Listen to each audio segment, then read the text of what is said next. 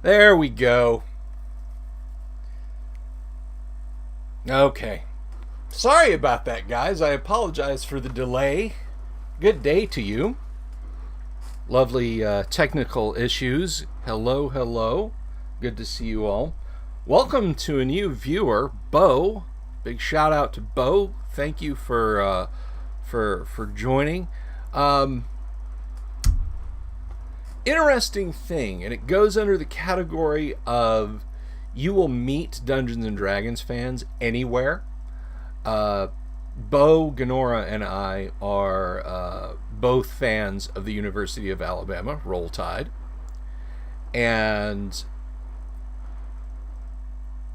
there is a Discord for a message board that is for fans of the Crimson Tide. And he and I got to talking about just games and stuff in general yesterday. And it turns out Bo is a tabletop gamer. So rather than clog up the Roll Bama Roll Discord with a bunch of nerd shit, we just started chit-chatting. He's got his own channel here on YouTube. I don't have the URL handy for that, but Bo is a 40K gamer and so on, and looking to play some D&D too, and does miniature painting. So, you could look at this from either end and be right. You never know where you'll find a tabletop gaming fan, and you'll never know where you find fans of the Alabama Crimson Tide. Now, don't take me to task for wearing the Pine Bluff, Arkansas Golden Lions shirt, Bo. This is my adopted team. They are not 1A FBS. They're like 2A or something like that. But it's an in-joke with a friend of mine who's also a huge college football fan. He and I basically adopted this team. They're our little brother team. I have had one person compliment me on it, though. I was down at the supermarket one day, and this very nice lady said, well, I never thought I'd see another Golden Lions fan. And I said, ma'am, they are my adopted team. Go Golden Lions. And so we follow them and we cheer them on. Hello, Samurai. How are you? Good to see you. I'm glad I didn't have to completely kill the live stream to get it to jumpstart today.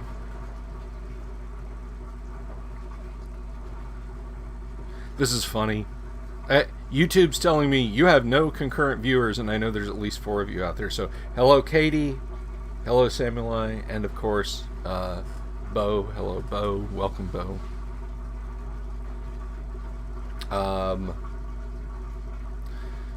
So, speaking of pop culture YouTube channels, there's a channel that I follow, and I mentioned them before. I'm not affiliated with them. I've never communicated with them.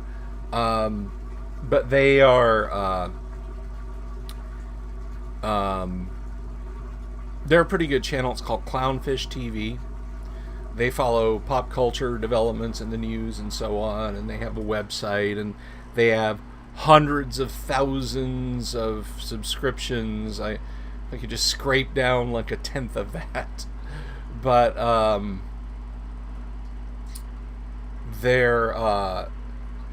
they did a report last night. They've been following this thing, and I don't want to rehash what I got ranty about yesterday. I just want to go forward with positivity and no pauses. I hate watching my old videos, and watching that one yesterday reminded me why. No, it's old, previous. The really old ones, I barely acknowledge those. I get likes on them and comments on them still to this day, and I'm like, that's nice. Although my most popular videos, the video I did about B2 Keep on the Borderlands, way back when I first started this, and I was sitting like in the corner over there with bad lighting and this my little webcam and stuff. But yeah, that thing's gotten thousands and thousands and thousands of views. So Maybe I should promote it more. Maybe I should redo it. I don't know. I've talked about B2 enough. But anyway, so Clownfish TV. They got to talking about the situation with Ernie, the situation with TSR 3. And I will explain that momentarily. And they talked about, in the comments, people were saying, like, oh, how could, it's the company that created D&D, they're back, how could they throw them out? And it's, so to clarify, TSR, the company that was founded on the heels of Gygax and K-Games and Tactical Studies Rules, that published original Dungeons & Dragons, basic Dungeons & Dragons of various stripes, advanced Dungeons & Dragons, first edition and second edition, a number of board games, and so on. That company no longer exists. There is no one from that company still kicking around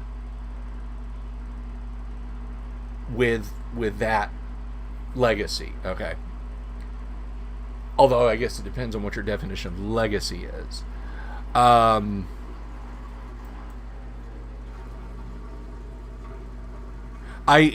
Shelby over on Facebook says, I sure hope I'm alive after missing last night. Shelby, I will recap last night's game shortly. Anyway, so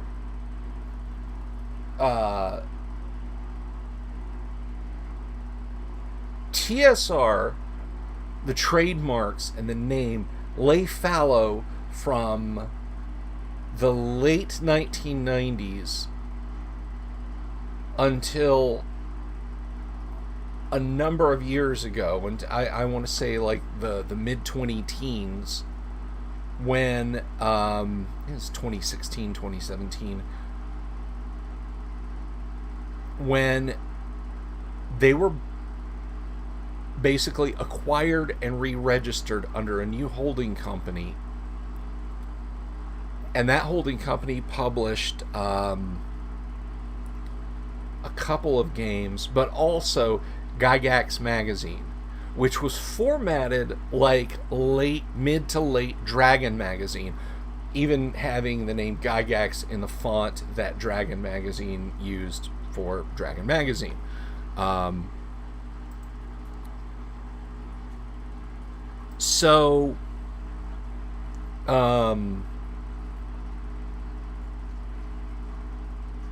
This TSR, with Gygax magazine, Gail Gygax thinks she owns everything with the name Gygax. There's a Swiss watch company that is going to have something to say about that, but if it's tabletop gaming related and it has a name Gygax related, Gail thinks it belongs to her. She engaged in open-armed lawfare against TSR 2.0. And so they stopped publishing Gygax magazine, but we're still going as a small gaming concern and still selling stocks of Gygax magazine, although not printing any new ones. And yes, I have some issues. Issues of the magazine. I have issues in general, but issues of the magazine.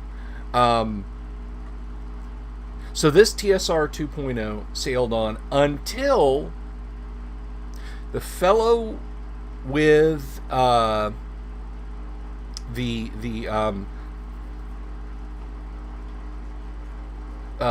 trademarks lapsed in keeping them registered.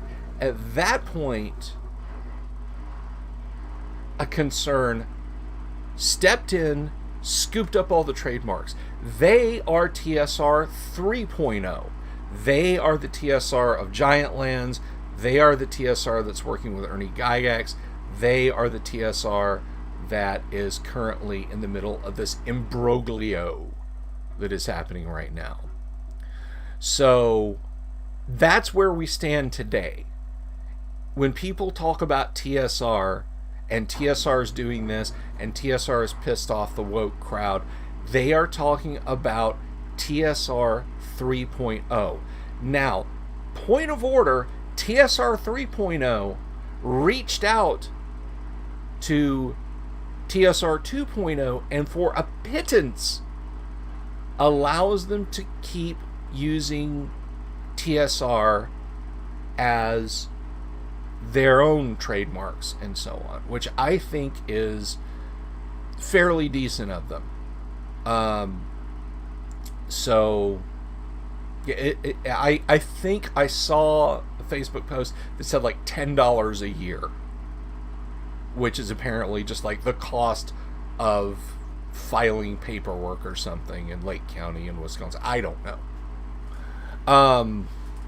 Bo says, of course my phone rang as soon as you started talking, 2 times speed to catch up. I pause so much, Bo, that you're not missing anything. The 2 times speed will just chop those out. Simile says, I hope Ernie just makes his own con. It'll be interesting to see. So that hopefully addresses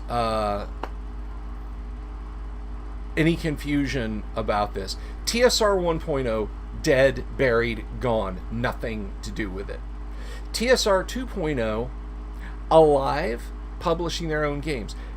TSR 3.0, alive, publishing their own games, in the middle of a controversy, but allowing TSR 2.0 to keep on chugging, which is decent. So that's where we are today. That's where we are now. Someone in the Clownfish video forums also jokingly said something about Thaco, 2-hit armor class 0.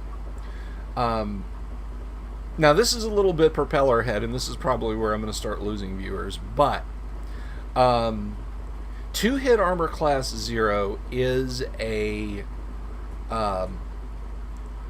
notational method used in first edition AD&D. It can be used in any version of of Dungeons and Dragons, from original D&D with just the 3 books all the way to the end of 2nd edition, but and all the basics and rule encyclopedia anyway.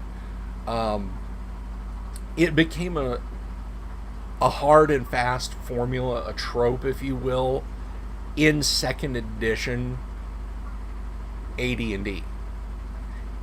In original Dungeons and Dragons, or rather in Advanced Dungeons and Dragons 1st edition, it is only there to denote the point at which a monster, not a character, not a player, the die roll they need to hit armor class 0. If you look at the arrangement of the tables, you will note that generally speaking, the better the armor class and the weaker the creature, you'll see what are called repeating 20s.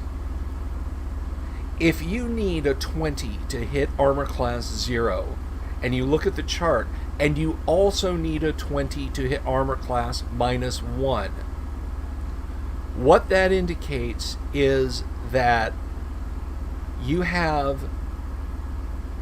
must roll a natural 20 in addition to any bonuses.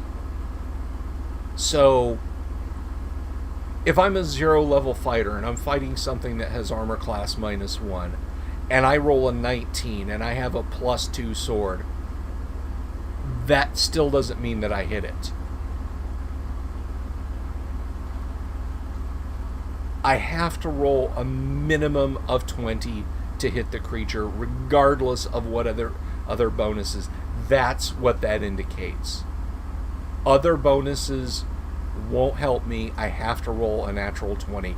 That's why repeating 20s. So that's where Thaco breaks down in 1st edition AD&D, or Thaco, or 2-hit AC 0. So there we go. I hope random person who asked that on the Clownfish comments recognizes that.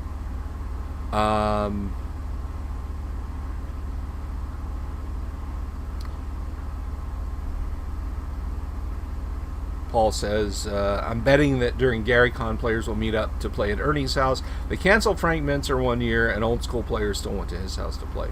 Well, I have my own problems with Frank Mincer, but if that's what people wanted to do, that's what they wanted to do. And it has nothing to do with cancel culture, by the way.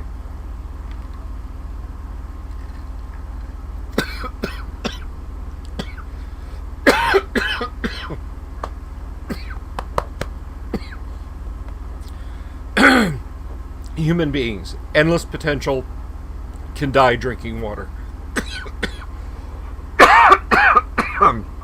Sorry.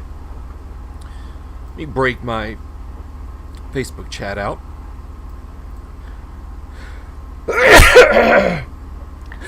Sorry, headphone wearers.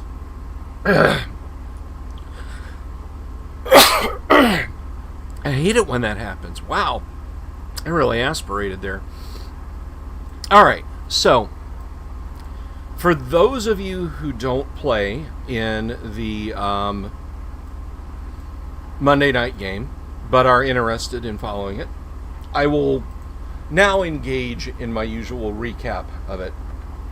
Last night I actually didn't have a lot of people show. Now this game is nominally 11 or 12 people. We play on Discord. If you're interested, you can hit me up. We play from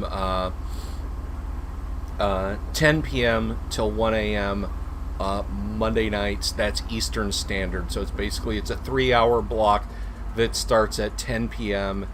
Eastern U.S. time. Whatever that would put you in, I have people who would love to play, but they're like, yeah, that's at like 4 in the morning my time, or that's like right in the middle of my work day and what have you, scattered around the earth.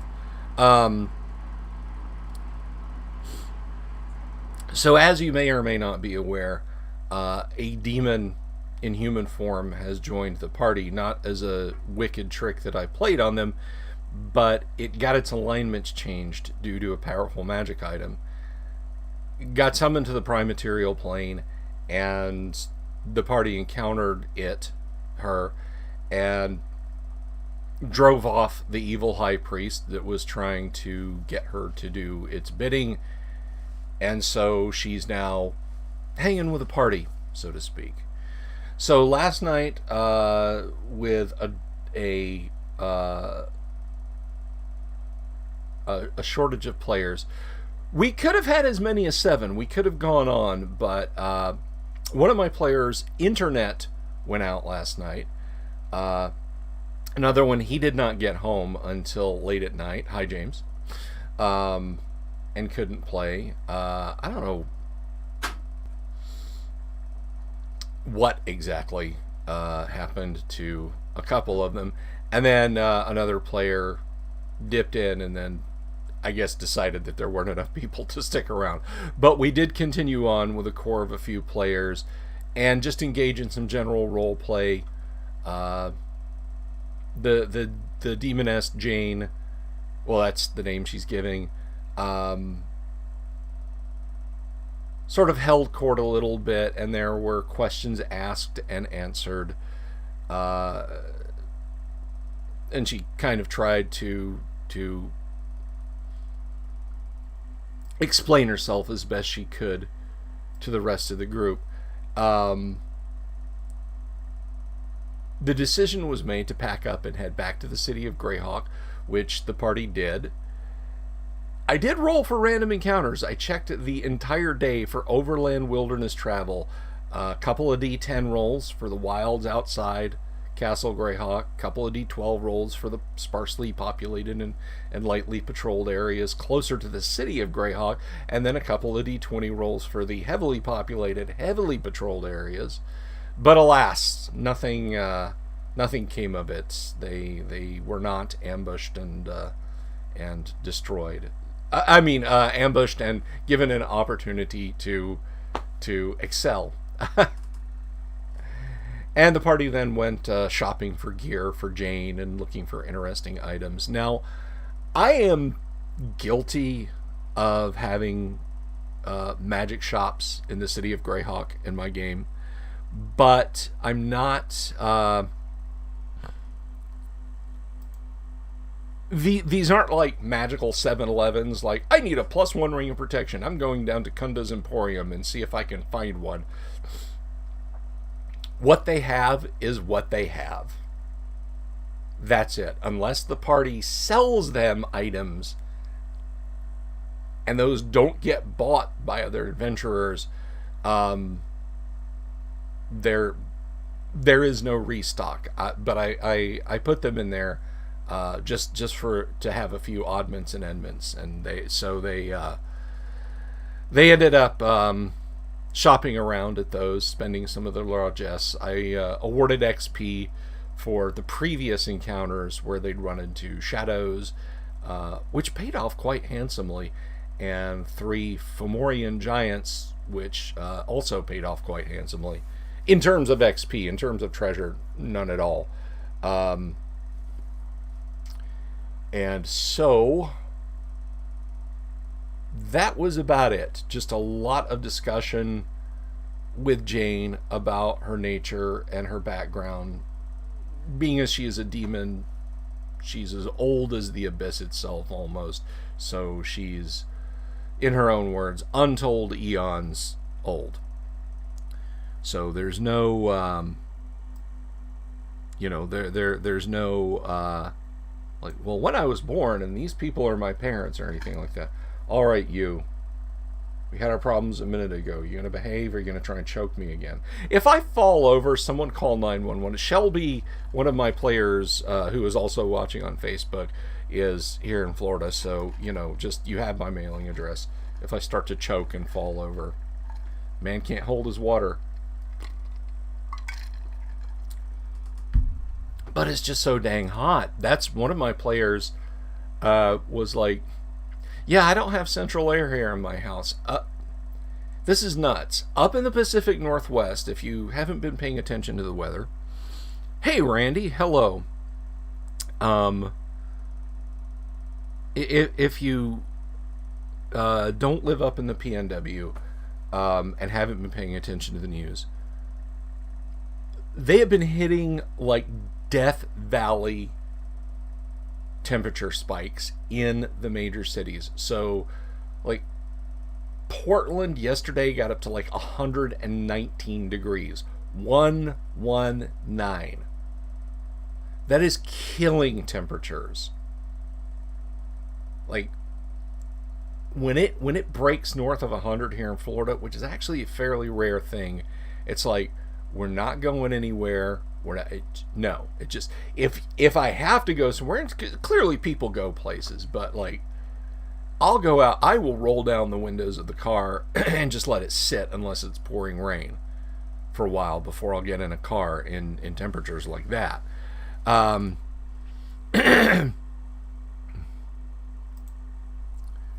So,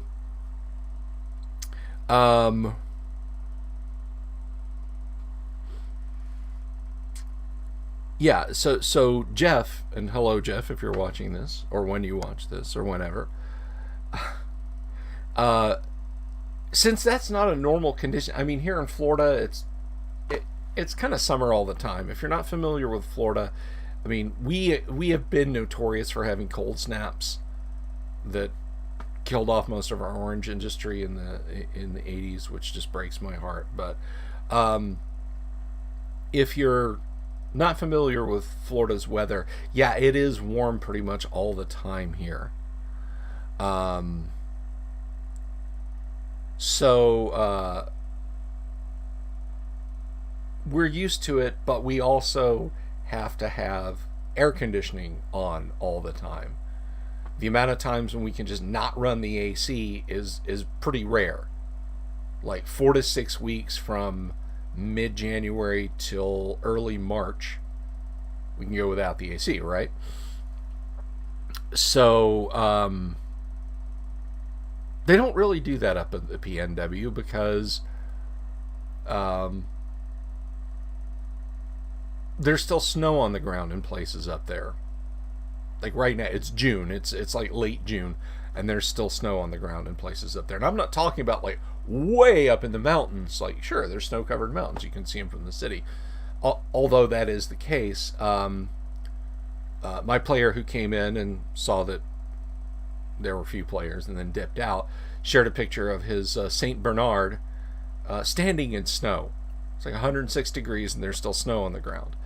And he's in Snoqualmie Pass, which is up outside Seattle.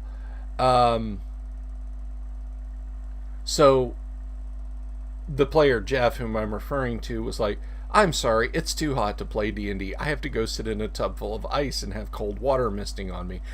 And, you know, I would laugh at that. But again, no central air, and it has been triple digits all that day. Sitting inside your house. That's killing temperatures. So Jeff's absence was painful but completely understood. So we just had a small group and not a lot went on during the D&D game.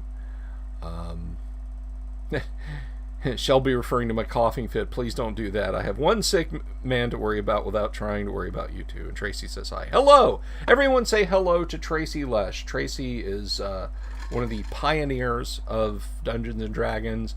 He did this painting behind me here. Right there. Well, that, as I've said before, that's a canvas print. That's not the actual painting itself, but that is a canvas print of one of his works that he did for TSR. That is an unreleased piece meant for Dungeons and Dragons, but did not get released. Which is a shame, because that on the like this on the cover of the basic set, that would have been awesome. Not that Dave Sutherland's isn't nice. It is very nice. Hello, Awig. Hello again, Katie. If you stepped away and came back and are saying hello. But yeah, Tracy has been not feeling well lately. So we say hi to you, Tracy, and hope that you can return to the gaming table soon. And speaking of returning to the gaming table, I know Bo Ganora mentioned that he might want to jump in on the Monday night AD&D game. Hello, Rin Wesley. Just subbed after seeing your comments on Clownfest. Thank you! That makes me happy. That makes me really happy, because that is a step closer to the virtual tabletop convention, not confidence job, that I am planning on running. When I reach 1,000 subs, I will be hosting a virtual tabletop convention. I've called it a mini-con, but honestly, if I get enough people interested in gaming, I may have to do more than just a mini-con, more than a games day. It may have to span a couple of days. But we'll set it up on Discord. We'll have virtual tabletop games. I'll set up Dwarven Forge for the D&D games and any other kind of terrain for the other games. We're going to play original D&D, advanced D&D. I'll play some new stuff, Tales from the Loop, some older stuff that is still slightly newer than original and first edition AD&D, like Twilight 2000, maybe some Call of Cthulhu. Kyle Schuant will probably run some Traveler and some Conflict, which is his role-playing game that he wrote, which you should all buy a copy of. Shelby says, I have to get back to work. Okay, Shelby, thanks for stopping by the live stream. And I think I said hello, Randy, to Randy Buckness. So if I didn't, hello, Randy. So yeah, when I hit 1,000 subs on my channel and get to the point where I can do things like polls and put up images and do better engagement and get more seen, I will be celebrating that. We will be celebrating that by having a mini games con online, because I don't think anybody's going to want to come stampeding into my house. It's a small room anyway. It's like, 12 feet that way and 9 feet that way. And I don't have enough snacks. I just don't. Unless you guys like tortillas. Not tortilla chips, tortillas. Ren Wesley says, any chance we get our beloved gaming culture back from the political activists? I don't know.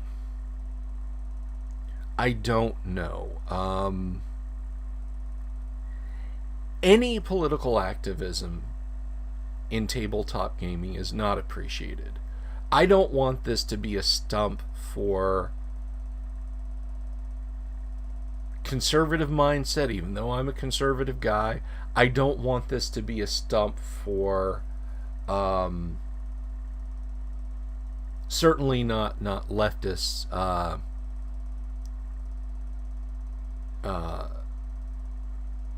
attitudes, you know. I just want a game. I just want to be left alone, and I just want a game.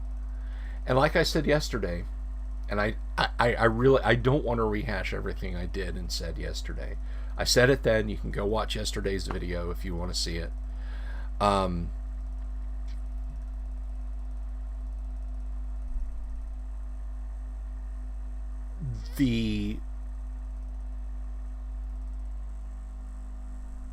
The people who have rushed into tabletop gaming, they don't spend money on this hobby, and they're not here to really enjoy it.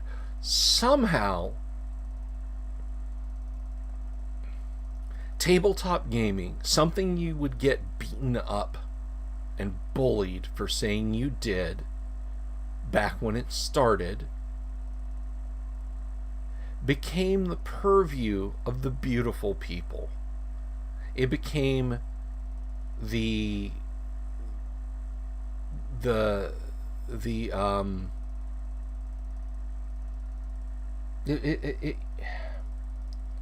tourists rushed in. Okay? People who felt that it was important to be seen playing Dungeons and Dragons because important people were playing Dungeons and Dragons. And I knew something was not right. It started picking in the back of my brain. You know, if George Lucas had said, you know, oh, well, I played a little Dungeons and Dragons, that would have been cool. That would have been cool. The fact that there was a sudden flood of important people suddenly needing to see themselves on Instagram, on Facebook, on YouTube, in the press, saying, yes, myself and this important actor and this director and this writer and this, we all play Dungeons and Dragons together. Well, yeah, boo, you don't play at my table. I mean, nobody shows up and says, hey, Bill Sylvie, what are you doing today? I'm playing Dungeons and Dragons. This is not something that was... You just didn't walk around saying you played D&D back in the day. When we were getting shoved into lockers and roundly mocked, I mean, where were these people off being the beautiful people? So, and now they've shown up and they brought all of their baggage with them. I mean, it's like, the problem that some people in Montana have is you get the uber rich who move into these little towns in Montana and protest things like cattle drives, and they pour millions of dollars into these little town coffers so they can get like Uber Eats sushi delivered to their ranches, and a Starbucks on the corner in a town that was literally founded in 1860. So anything that they bring is just a net negative. I don't mind who games, all right? But the way our hobby needs to be policed is, if you're not going to leave your sensitivities and sensibilities at the gate and come and just play D&D or just play role-playing games, then you don't need to be here. That's just how I feel about it, guys. I'm sorry. That's the way things should be gate kept. Let's look at some of these chats. So Shelby dipped out on Facebook. Let's see. It's even worse over in the video game realm. It is. Video games are in a weird, bad place right now. Which is why, just like playing AD&D, playing, classic computer games that came with no baggage is far more entertaining.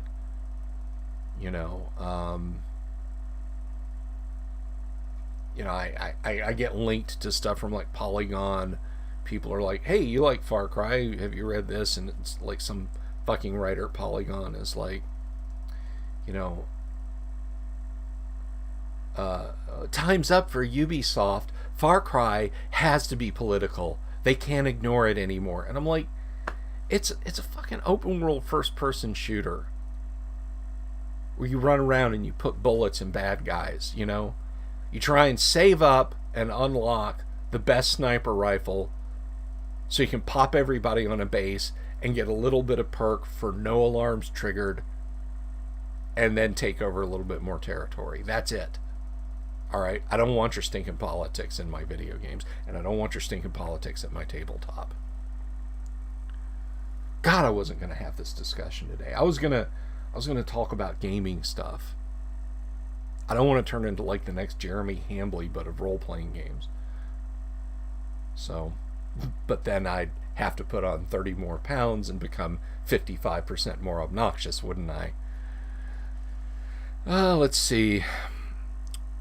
Paul says, with self-publishing on the rise and creativity within the player base, I'm not as black-pilled about tabletop as others. The D&D name might get torn down, but the old book still exists. That is a very important thing. While it does break my heart that,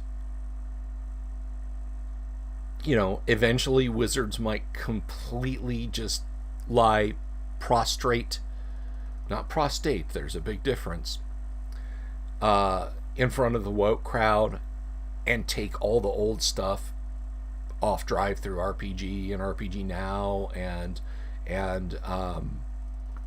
DM's Guild certainly, and make it harder to get. It won't be impossible to get, and they can't come to my house and they can't censor my books. Now, like I said yesterday, venues can certainly say, oh, you're playing old D&D? Sorry, that stuff's problematic. We don't allow that in our shop. Or at our con. But they can't change the books, and they can't change me, and they can't take away the fact that I have a dozen wonderful people, or more if more want to join, ready, willing, and able to play first edition AD&D Monday nights. Positive vibes. Yep, absolutely positive vibes. And hello Cerulean.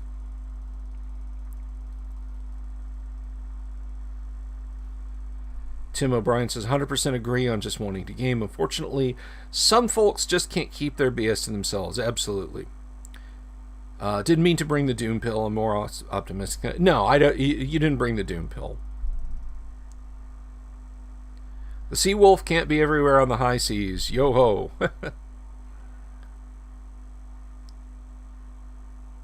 Now, Cerulean said something that this is kind of gaming related.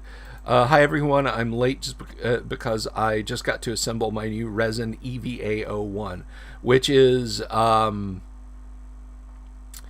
from Evangelion, right?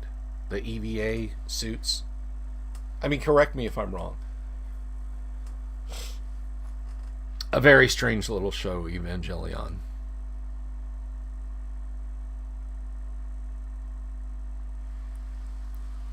Katie, you hit it out of the park there. A game to escape. I don't need the real world in it. Absolutely, absolutely.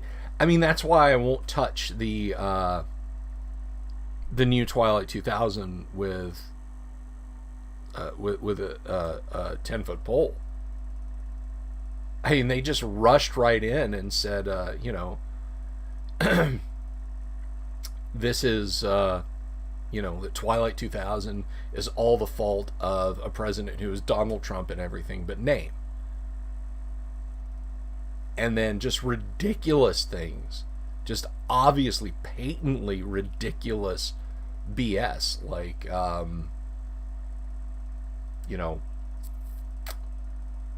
Israel nuking itself, like dropping nukes on the Gaza Strip. Like, guys, fucking come on.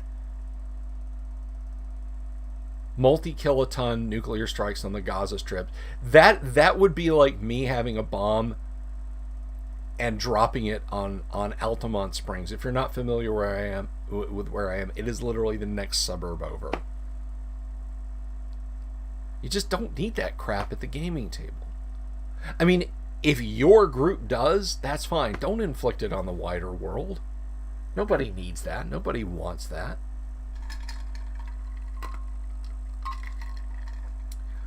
So what else is going on? Let's talk about what's happening later this week. Tomorrow, Kyle will not be here tomorrow. I will be flying solo, and that makes me sad. I wish he was going to be here, but I understand. Thursday, we have two guests on Thursday. Two gentlemen whose work I absolutely love, and I highly regard them because they are veterans of TSR 1.0. Thursday afternoon, we will have Al Hammock.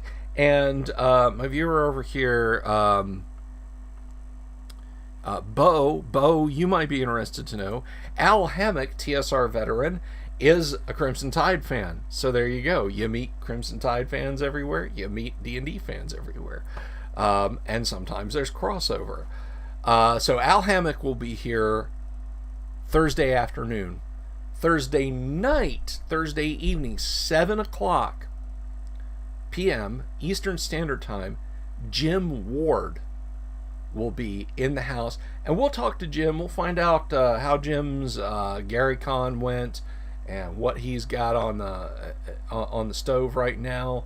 And yeah, we'll catch up. It's always fun when Jim stops by. Jim's a hoot. And he is one of the founders of Dungeons & Dragons. He is one of the pioneers, man. And then Friday, Skip Williams, who worked heavily with TSR. He's a friend of Gary's, friends of Tracy Lesch's. And also one of the people who designed 3rd edition Dungeons & Dragons. Skip will be here. His first visit to the crazy gibberish, and he will regale us with tales, and we'll find out what he's up to and what he's got going on, and all the fun stuff about working at Gary Con and everything else. So Skip will be here on Friday at noon, at 12:30. So we've got a great back half of the week, and then next week we have Jeff Talanian in the house. I'm trying to see if I can get Ty Beard on the show.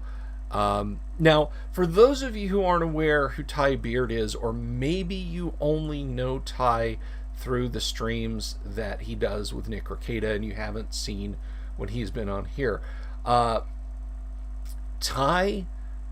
is a wargames designer.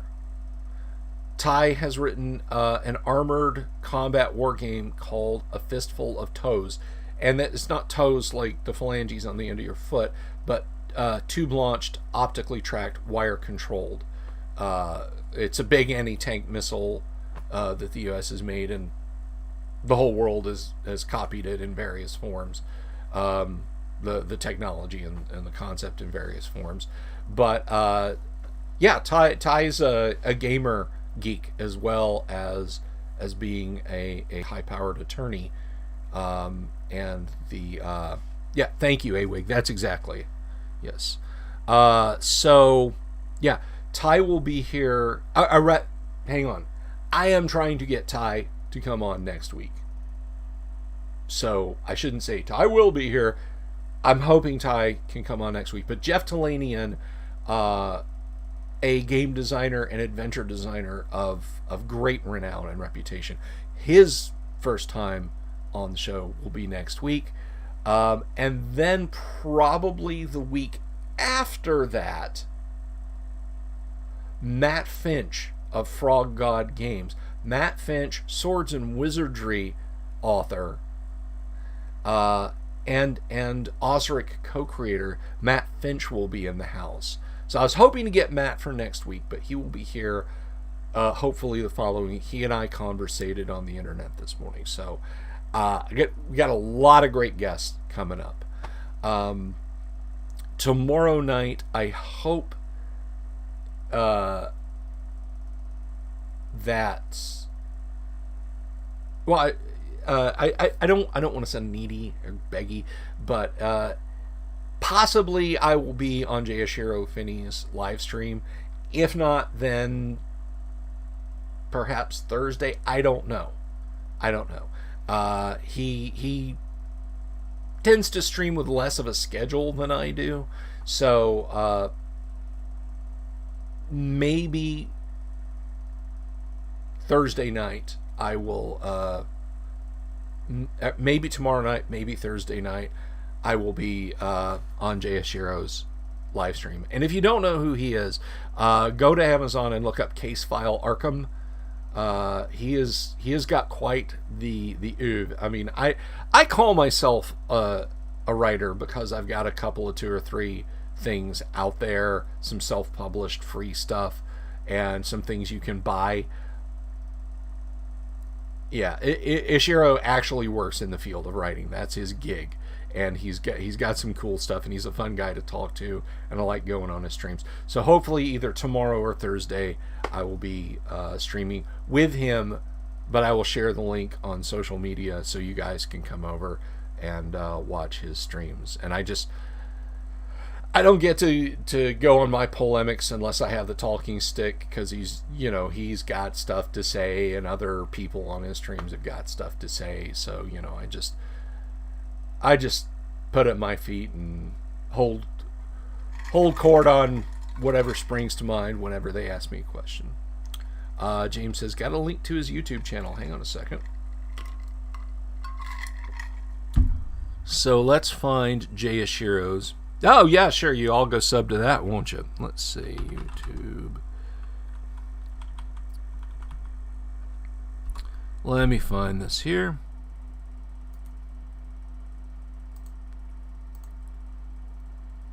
So there you go. That's his channel on YouTube. For you folks on Facebook, there it is. And when I find out what his streaming is going to be like, I will share out the link to the live stream if I'm going to be on it. But do check them out, even if I'm not going to be on it. He generally, my voice cracked there. Hi, Katie, would you like to go to the dance? I shouldn't have said Katie, because now things are weird between us. But anyway, no, he usually doesn't talk about role-playing game stuff. It's a little bit, but he's got so many other cool things that he talks about, and his the bad books that he that he and Kat do dramatic readings of are a lot of fun. So yeah, he's a righteous dude. Check out Jayashiro. But anyway, I'll open up the floor for questions or comments. If anybody's got any questions, any game related questions, anything like that they'd like to bounce off of me, just let me know, and I'll be more than happy to answer. Because I think we've got some people in the house here today who are perhaps new to the channel or new to the live stream. Not necessarily new to the channel, like, new subs.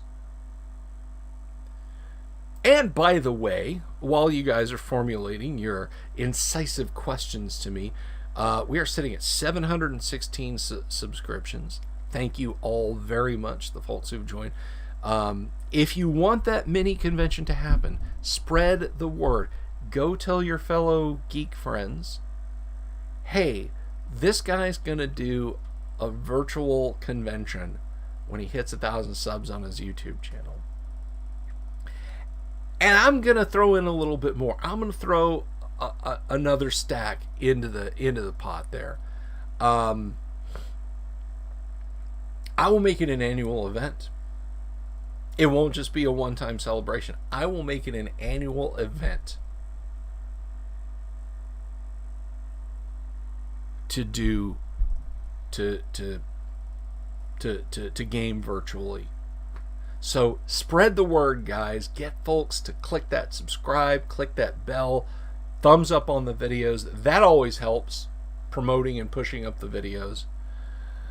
Let's see. Ren Wesley, you play first gen D&D exclusively. Yeah, AD&D is my game.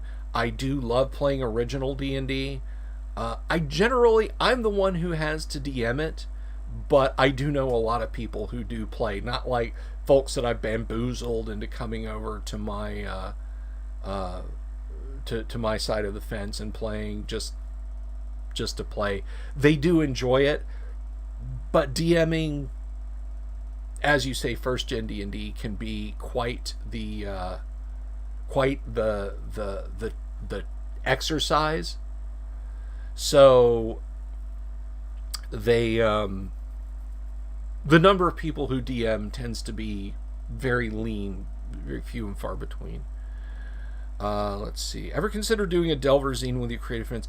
Many times. Many times. I want to do it properly. I want to do it the right way. I'd love to have a large format, like magazine-sized format. The cost of doing the printing, or the cost of getting a large format printer, a printer that could do 17 by 11.5 would be prohibitive. There's like an office surplus supply place that sold they get used gear from institutions, and they had an HP laser large format printer, and this thing was extensively used. It was in working condition, but it was just crazy expensive. They wanted like $1,500 for it, and it was very used. I would love to do a little zine, though. I would absolutely love to do a little zine if I thought that there was a market for it.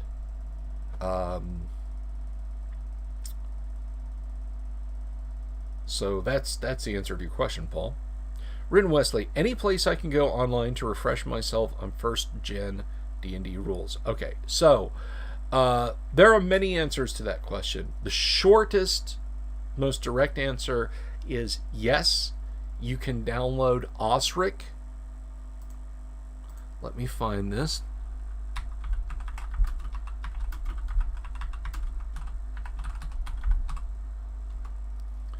Let me find this. Because you can buy print copies of it, like hardbound copies, but you don't have to. You can get the PDF. So you might be asking me, well, Bill, I asked about first edition D&D. What is Osric? Share that there. Osric is the open source re-implementation of classic Dungeons and Dragons under the Open Gaming License. It is 98% first edition AD&D, but done open source. There's no Mordenkainen's this, there's no Big B's that. Certain non-open source monsters are eliminated from its compendium of monsters, but you can learn to play first edition AD&D by using Osric. With that said, it is not first edition AD&D. The monk is not in the book, and there are certain other implementations in the book that are new, but it comprises a very slim. I said it's 98% AD&D. Those things fall in that 2%. But if you want to know about descending armor classes, about spell progression, about level progression, how paladins work, how rangers work, thief skills, strength percentile, strength bonuses, it's all totally in Osric. Awig says, I think Swords and Wizardry has them up. Yes. Oh, and you bring up a good point. Swords and Wizardry is to original Dungeons and Dragons what Osric is to advanced Dungeons and Dragons. Swords and Wizardry actually came after Osric. Now, I would love to, you know, I'm gonna let me see here. I'm gonna point you guys at the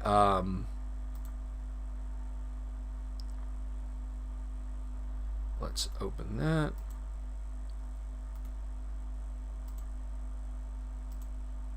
Okay. So hopefully this URL isn't killing long. So if you want the actual original Dungeons and Dragons, will that fit? Yeah, that'll fit.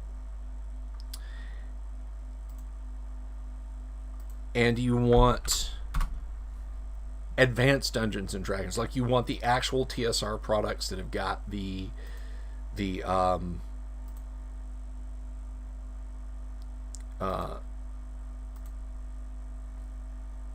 I'm going blank here. Sorry. My brain's been active too long. If you want the actual advanced Dungeons and Dragons, not an open source implementation of it, you can get the AD&D rule books and modules in PDF format for sale from Wizards of the Coast. Many of those are available print on demand. Like, is the Player's Handbook still, or are they still doing print on demand? Yes, you can, $25, and you can get a watermarked PDF, hardcover, and standard color book. And for $10 more, get the premium color. But if you want to buy the actual TSR rule books and modules, currently the Dungeon Masters Guild still sells them. I don't know what the future may hold for those. It's their IP. They can take it off the internet if they want, but there it is. So if you want to play AD&D and you want to have books that say AD&D on them, there you go. You can go to DM's Guild and you can get them. If that's your desire, I highly, highly, highly recommend that you do it now. I don't know what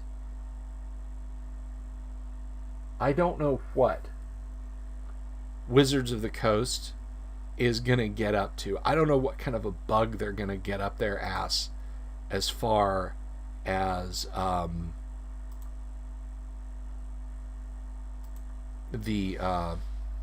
as far as classic D&D is concerned.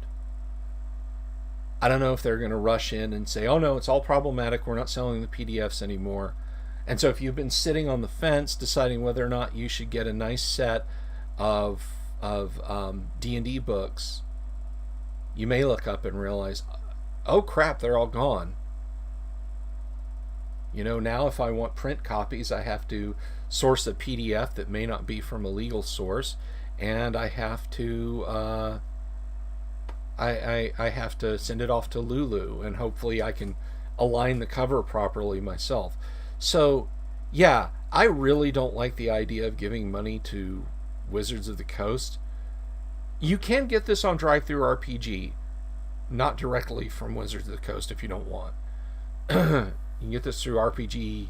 Is it DriveThruRPG and RPG Now? Yeah, as well as DM's Guild. But I would recommend doing it if you're going to do it. If you want the classic Dungeons and Dragons, Gary Gygax's name on it, and it's written in High Gygaxian, which I certainly enjoy. Get it now. Yeah, it's a little expensive, but hardcover standard color book is $21.50. It's on sale right now. You can get a printed one sent to you. So if you're gonna do it soon, because the attitude, the mood right now is such that I just don't know how long they're gonna leave classic D&D alone and for sale. So, fairly warned be ye, says I. But that's really just about everything I have today, unless anyone else had any questions, any comments, any criticisms, any negative, nasty remarks. Which one's you getting, Rin? You getting Osric, or you getting the classics from D&D? So any questions? Any more questions at all? And I will answer them for you.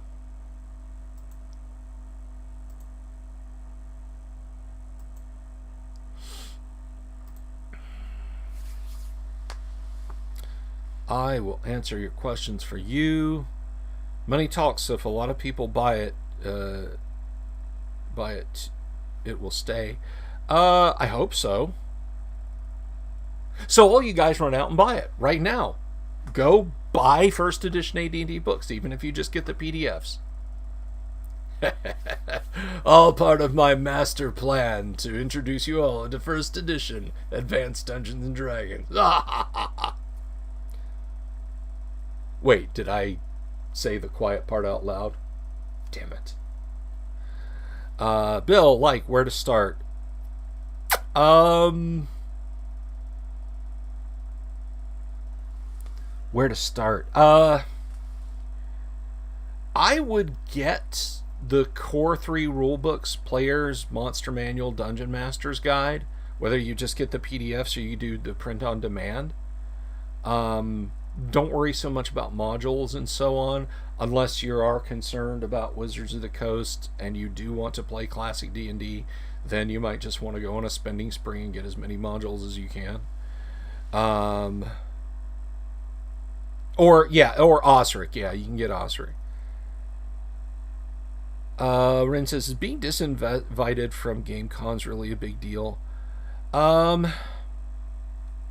It is to me. I mean,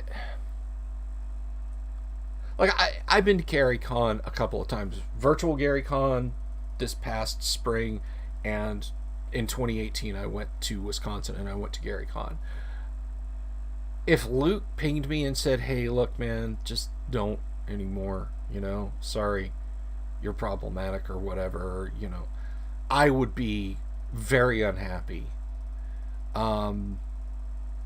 But if it was just me, if it was because, I came to the game table with no pants on or dumped a beer on the head of someone from the mezzanine, that'd be one thing. But if I knew that classic D&D and DMs who run classic D&D were being canceled, that would be huge to me, because I don't want classic D&D to go away. I don't want it to die. All right? And I know that a lot of people down on this end of the hobby have a devil-may-care attitude, just like, so what? Classic D&D dies when I die, so big deal. But I don't feel that way. I love classic D&D, and I want it to flourish, and I want it to continue. And yeah, Awig makes a solid point. Being banned from a con when you want to sell a game could be a big deal. Absolutely. I mean, the stakes are smaller, but can you imagine if E3 just up and told, you know, well, who's left anymore? It's Electronic Arts and Microsoft now, but what if they told Ubisoft just like, yeah, don't come, don't come. You can't come to E3. You can't come to E3. You can't promote uh, Far Cry or Assassin's Creed or any of these games at our convention. Um, and I mean, you make a solid point, Ren. If you can have a big reach online, the cons don't really have the influence that they used to. That certainly is very true. Sorry, my eyes are itchy. Um, there's certainly something to be said for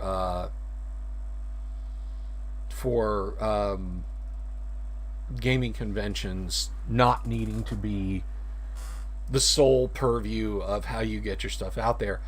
But it is a lot of fun to do. I mean, to meet people. Fortunately, I think there are enough conventions out there that there's something for everybody. Delver Discord for the audience to organize and play games. I'm on Discord. I can absolutely set up a Discord server if you guys want. I mean, that takes like 2 minutes. I tell you what. I'll set up a Delver Discord and I'll publish the channel after or tomorrow, during tomorrow's live stream. I'll do that. That's a good idea, Paul. Thank you. Then all 7 of you can hang out on the Discord. 6 of you can hang out on the Discord channel.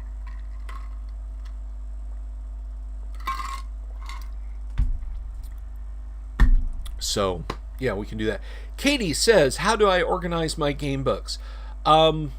So looking over at my shelf over there, let me make sure I'm not too far out of the camera shot. Okay, looking over at my shelf over there, at maximum accessibility level is the D&D shelf. I have the dozen or so players' handbooks.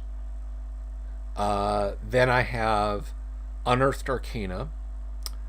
Then I've got the monster books, Dungeon Master's Guide, I've got Monster Manual 2, Fiend Folio, Monster Manual, of course, Deities and Demigods, and the Dungeon Master's Guide.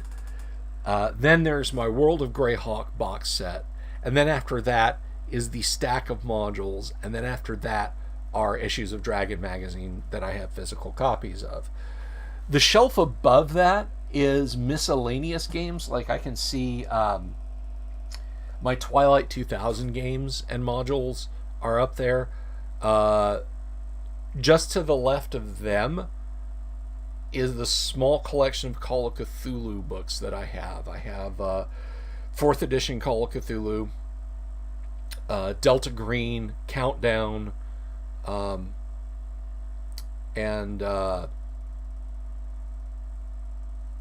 Masks of Nyarlathotep. Somewhere in there, I think it may be between Call of Cthulhu and Twilight 2000, I've got the Aliens Colonial Marines Technical Handbook, which is one of the best gaming books never created for a game. Lee Brimacombe Wood, who created that thing. That is a labor of love, and it is an amazing document that you can drop into any role-playing game or just read for the joy of reading it, because it details out all of the gear that the Marines had, everything from the Sulaco herself all the way down to the pistols that the individual Marines carried and everything in between, the APC, and then it goes and expands out, because it talks about like how like the Bishop class android, it's got like a full breakdown on them. It's got photos, it's got illustrations, it's got TO and E, tables of organization and equipment for Marine units normally. It's got just a ton of fan created background information, and it is amazing. There are no stats, but you can take that book with a generic role playing system, or any role playing system that's geared for modern sci-fi, and have a field day. Highly recommend that. I've reviewed it on the show before. Back a long time ago, I did a stream on Facebook about it. Let's see.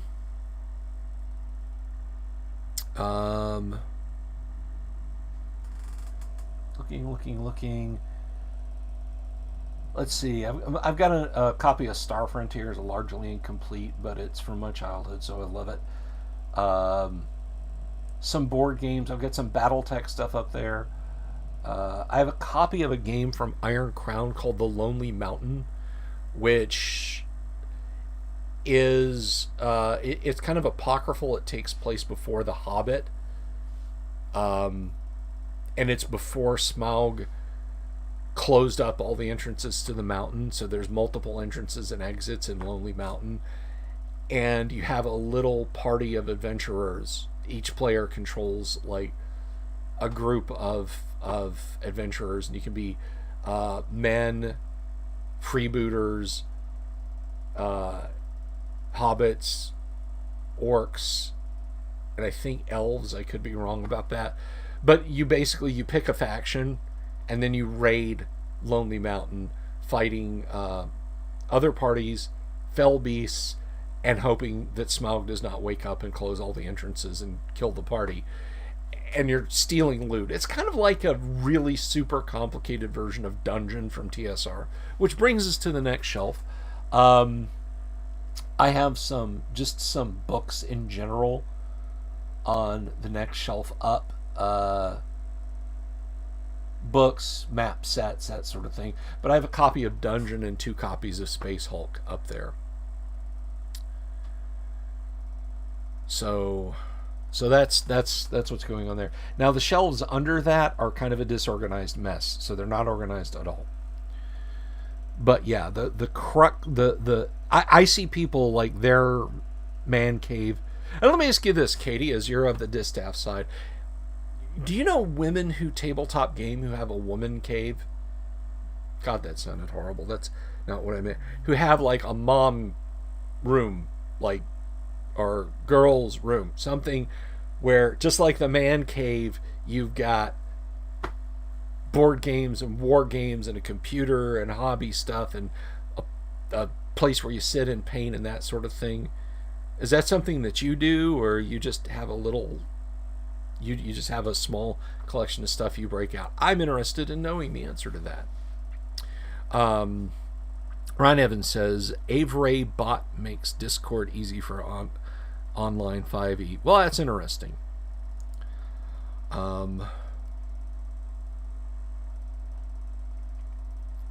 she shed. Thank you, James Keck. A she shed. That's what I was struggling to remember. A crochet den. I don't know. She shed.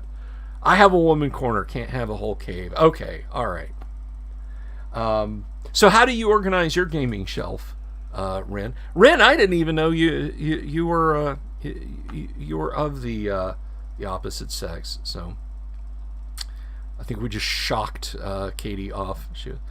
I'm still starting out, but I'm taking over my old grandma's room, and my books are just piled up right now. Okay, all right.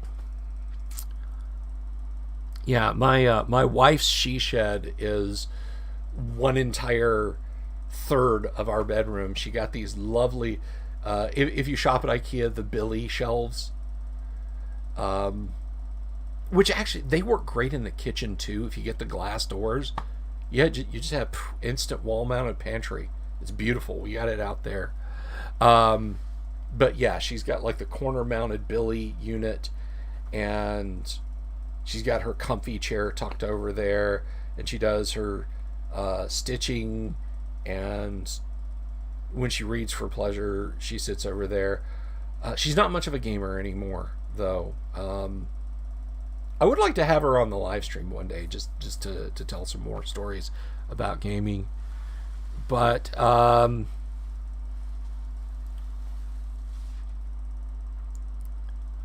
Anyway, there's somebody else, by the way. Before I forget about this, it's getting long and I'm starting to get mentally discombobulated.